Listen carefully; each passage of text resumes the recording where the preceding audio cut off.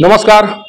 कुछ वर्षों से सासाराम में तकनीकी शिक्षा के क्षेत्र में क्रांति आ चुकी है और इस क्रांति को लाने का श्रेय जो एंडेवर क्लासेस है उसके ऊपर जाता है। कारण कि जिस समय एंडेवर क्लासेस का सासाराम शहर में आगमन नहीं हुआ था, उस समय यहाँ के जितने भी छात्र थे तकनीकी शिक्षा के लिए वो बाहर जाया करते थे और इस क्रम में जो छात्राएं हैं उन्हें काफ़ी परेशानी होती थी। कारण कि छात्र कहीं भी जाकर अपना पढ़ाई कर लेते थे, लेकिन जब छात्राओं की बात सामने आती थी तब उन्हें और उनके अभिभावकों को काफ़ी सोचना पड़ता था कि इस शिक्षा को लेकर उन्हें कहाँ भेजा जाए।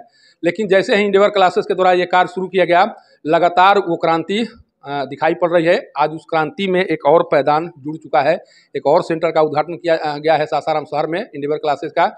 और इस तरह से सासाराम शहर में इस संस्थान के 3 ब्रांच एक तरह से हो गए हैं और अलग अलग क्षेत्रों में ये ब्रांच है जहां पर आराम से जो भी छात्र तकनीकी शिक्षा प्राप्त करना चाह रहे हैं वो कर सकते हैं। आज जिस संस्थान का उद्घाटन किया गया है उसका उद्घाटन जो सासाराम नगर निगम के डिप्टी मेयर हैं सत्यवंती देवी जी, उनके हाथों किया गया है। और कुछ दिन पहले एक सेमिनार आयोजित किया गया था इसी संस्थान के द्वारा। उस सेमिनार का भी उद्घाटन इनके द्वारा ही किया गया था। उस समय इनके द्वारा एक बहुत बड़ी बात कही गई थी शिक्षा को लेकर, और इनका प्रयास है कि जो भी छात्र हैं वो तकनीकी शिक्षा के साथ साथ जो संस्कार की बात कही जाती है उसको भी बनाए रखने की बात इनके द्वारा कही गई थी कि संस्कार भी जरूरी है। शिक्षा के साथ जब संस्कार समाहित नहीं होंगे तो शायद उस शिक्षा का महत्व नहीं रह पाएगा। हमारे साथ अभी सत्यवंती देवी जी हैं जिनसे बात कर जानने की कोशिश करेंगे कि आज जिस संस्थान का उद्घाटन आपके द्वारा किया गया है उस संस्थान के बारे में क्या कहेंगी, और जिस तरह से इस संस्थान के द्वारा सासाराम शहर में तकनीकी शिक्षा क्षेत्र में कार्य किया जा रहा है उसे आप कैसे देख रही हैं।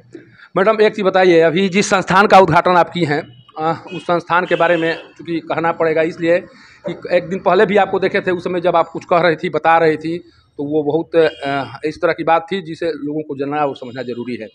आज क्या कहेंगी जिस संस्थान का उद्घाटन किया गया है आपके द्वारा? मुझे बहुत अच्छा लग रहा है कि यहाँ पर कंप्यूटर पढ़ाई होगा। सभी लोग बच्चे बच्चियाँ पढ़ेंगे। पहले दूर जाना पड़ता था बच्चियों को, और यहाँ हो गया तो बहुत नज़दीक हो गया। उन लोग को शिक्षा मिले, आगे बढ़ेंगी बच्चे तो कामयाब होंगे, अपना करियर आगे ले जाएंगे। इसीलिए मुझे बहुत खुशी है कि यहाँ पर जो टीचर हैं उनको मैं धन्यवाद करती हूँ, प्रणाम करती हूँ। जो बच्चे हैं वो लोग पढ़ें, यहाँ पढ़कर इससे आगे बढ़ें। अच्छा, मैं डिप्टी मेयर के अलावा एक आप अभिभावक के तौर पर भी जानी जाती हैं इस क्षेत्र में, इस यहीं पर रहन सहन है, बच्चे भी हो सकता है कि आपके यहाँ पढ़ाई कर रहे होंगे। संस्थान के तौर पर आप कितना संतुष्ट हैं? जो संस्थान के द्वारा कार्य किया जा रहा है उसे आप कितना संतुष्ट हैं? मैं यहाँ पर बहुत संतुष्ट हूँ संस्थान के द्वारा। अब मैं यहाँ के डिप्टी मेयर के तरफ से नहीं आई हूँ, मेरे बच्चे हैं, ये लोग बुलाए हैं तो मैं यहाँ आई हूँ। ये लोग भी बोलेंगे यही बात डिप्टी मेयर से कोई मतलब नहीं है, ये लोग मेरे बच्चे हैं, यहाँ हमको बुलाए हैं, सम्मान दिए, इसलिए मैं यहाँ आया हूँ। इसके लिए मैं इन लोग को आभारी करती हूँ, इसलिए मैं यहाँ आई हूँ। ठीक है, अभिभावक के तौर पर आप आई हुई हैं, लेकिन एक पद भी है जिस पद को आप सुशोभित कर रही हैं। हो सकता है कि उस पद की ज़रूरत पड़े इस संस्थान को आगे ले जाने में, कारण कि आप इस शहर की डिप्टी मेयर हैं और आपके पास बहुत से ऐसे अधिकार हैं जिस अधिकार के बदौलत ऐसे संस्थानों को संरक्षण दिया जा सकता है। बतौर डिप्टी मेयर इस संस्थान को आगे ले जाने के लिए क्या किया जाएगा आपके द्वारा? अगर नगर निगम से जो भी बन पड़ पाएगा, जो भी उनमें होगा सुधार यहाँ देने के लिए, पैसा कौड़ी चाहे जो भी उससे उपस्थित होगा उसमें नगर निगम में, वो हम देने के लिए तैयार हैं। देखिए, ये डिप्टी मेयर हैं सत्यवंती देवी जी जो कुछ दिन पहले निर्वाचित हुई हैं और निर्वाचन के बाद ये लगातार खासकर शिक्षण संस्थाओं में देखी जा रही हैं। इनकी कोशिश है कि सासाराम शहर में जो भी शिक्षण संस्थाएं चल रही हैं या जो भी शिक्षण संस्थान सामने आ रहे हैं उसमें गुणवत्तापूर्ण पढ़ाई हो ताकि छात्रों की भविष्य को संवारा जा सके। हमारे साथ इस संस्थान के डायरेक्टर हैं, नाम बता देंगे सर, SK सर। चूँकि इन्हीं के देख रेख में ये कार्य किया जा रहा है और मैं फख्र के साथ कह सकता हूँ कि इनके द्वारा जो कार्य किया जा रहा है उस कार्य के बदौलत जितने भी यहाँ के छात्र छात्राएं हैं उनका भविष्य उज्जवल राह की तरह, माने उज्जवल राह पकड़ चुका है और उस राह पर चल चुका है जिस राह के बदौलत आज बच्चों के जो भविष्य है उसे संवारने की कोशिश की जा रही है। चूँकि तकनीकी शिक्षा के अभाव में कोई भी छात्र या छात्राएँ उस मुकाम को हासिल नहीं कर सकते हैं जिस मुकाम को हासिल करने की इच्छा रखते हैं। हमारे साथ अभी सर हैं। सर, सबसे पहले तो पब्लिक न्यूज़ की ओर से धन्यवाद देंगे, चूँकि जिस तरह से आप लगातार कार्य कर रहे हैं। लेकिन संस्थान सबका एक उद्देश्य होता है संस्थान चलाने का। इंडेवर क्लासेस का मुख्य उद्देश्य क्या है? Actually sir, SS educational trust and welfare के अंतर्गत हमारा इंडेवर क्लासेस रन कर रहा है सासाराम में।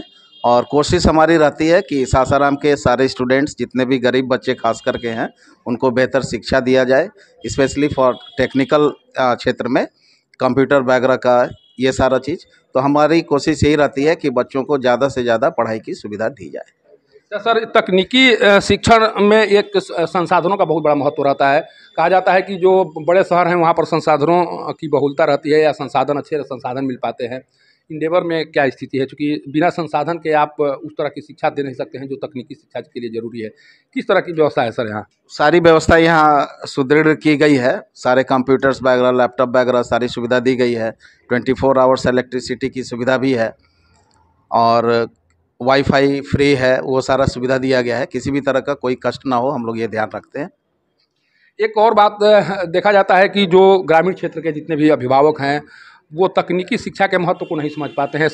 जितने भी छात्र अगर आग्रह भी करते हैं कि हमको कंप्यूटर क्लास करना है या अन्य क्लासेज के लिए जाना है, तो अभिभावक मना कर देते हैं कि तुम जो कर रहे हो वहीं करो। आज के ज़माने के लिए तकनीकी शिक्षा कितना ज़रूरी है सर? बहुत ज़रूरी है। आज देखते होंगे हमारे माननीय प्रधानमंत्री मोदी जी के द्वारा भी डिजिटल इंडिया का प्रोग्राम चलाया जाता है और कई बार फोकस किया जाता है कि आज के डेट में technical education is the best education, क्योंकि ये शिक्षा एक ऐसी शिक्षा है कि अगर हम इसे अच्छा से कर लेते हैं तो कहीं भी हम बेरोजगार नहीं रह सकते। तो आज के डेट में सारे अभिभावकों को, सारे पेरेंट्स को जानना पड़ेगा कि आज बच्चों को तकनीकी शिक्षा देनी चाहिए। लगातार आपकी शाखाएं यहाँ बढ़ती जा रही हैं। भविष्य में क्या योजना है? कुछ बड़ा करने की तैयारी है क्या सर? अभी तो फिलहाल हम लोग 50 से 100 स्टूडेंट्स को फ्री एजुकेशन ट्रस्ट के माध्यम से दिया गया और आगे भी हम लोग का प्रयास यही रहेगा कि ताकि बच्चों को बेहतर माहौल दिया जा सके, ताकि उनका कॉम्पिटिशन्स वगैरह अच्छा डेवलप कर पाए। जी, देखिए, इस संस्थान के ये डायरेक्टर हैं और इन्हीं के कारण ये सब कुछ हो रहा है। सासाराम शहर में जो भी कुछ दिखाई पड़ रहा है वो कहीं ना कहीं इनका बहुत बड़ा योगदान है। और योगदान इसलिए कहा जा सकता है कि जिस शिक्षा के लिए लोग बार बार ये कोशिश करते थे कि उस तरह की शिक्षा सासाराम शहर में उपलब्ध हो, कोशिश अभिभावकों की थी और इस कोशिश को अमली जामा पहनाने का कार्य इनके द्वारा किया गया है। देखिए, हमारे साथ एक और है। ये चेहरा आप सभी जगह हाँ दिखाई देखते होंगे और ये ही वो एक तरह से जो कलाकारी है या जो शिक्षक के तौर पर जो कार्य किया जाना चाहिए,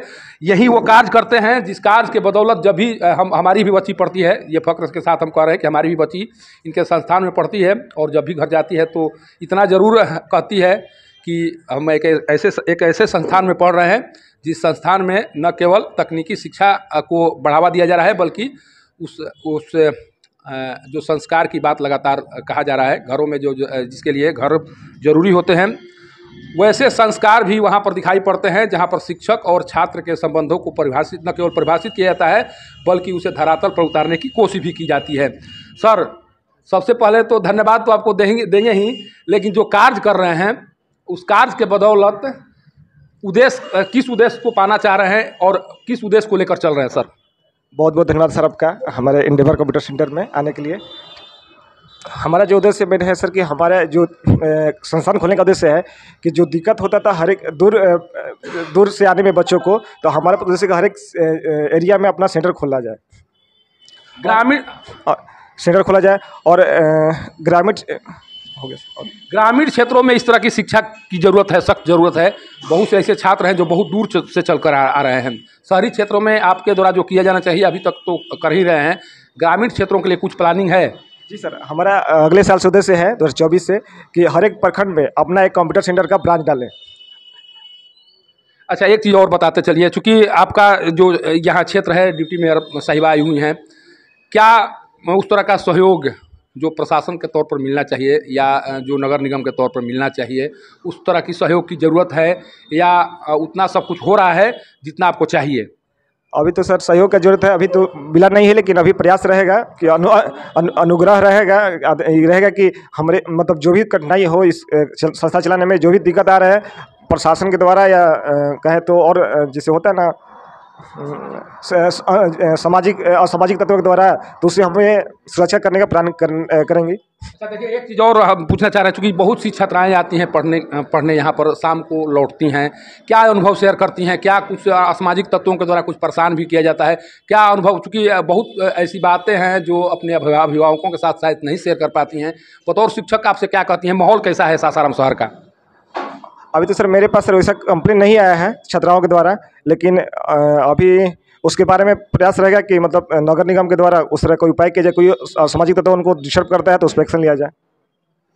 देखिए, ये शशि सर के नाम से मशहूर हैं और इसलिए मशहूर हैं कि जिस कार्य को लेकर चले हैं उस कार्य को एक तरह से बहुत तन्मयता और तत्परता के साथ कर रहे हैं, और इसका परिणाम है कि आज 3 शाखाएं रन कर रही हैं सासाराम शहर में, और कोशिश लगातार ये कह रहे हैं कि हमारी कोशिश है कि ग्रामीण क्षेत्रों में भी तकनीकी शिक्षा को बढ़ावा देने के लिए संस्थानों को वहाँ पर लाया जाए, और शायद इस कोशिश में कामयाब भी होंगे।